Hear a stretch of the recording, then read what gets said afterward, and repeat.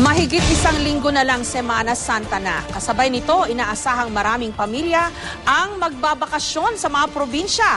Kaya naman ang Philippine National Police ngayon pa lang nagbabala na laban sa mga mananamantala.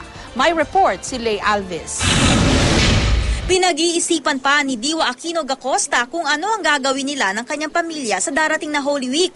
Hanggat maaari, kung mag-out of town ng matagalan, iniiwasan daw nilang walang maiwan sa bahay. Pero kung minsan, pinapakiusapan na lang daw nila ang mga pinagkakatiwalaang kapitbahay na tingnan-tingnan na lang ang iwang tahanan. We lock the house, the windows, the doors.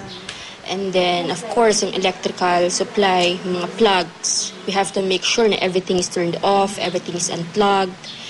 And yung mga valuables namin, if we cannot bring it with us during our travel, then that means we have to find a way na ma-secure siya within the house.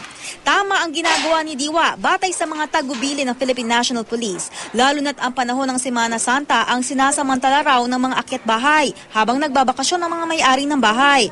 Iwasan daw ang walang maiwan sa bahay o di kaya naman ibilin ito sa mga kapitbahay. Mag-invest sila kung maaari sa talagang magagandang security systems, mga padlock na talagang mahirap buksan, and at the same time other forms of security.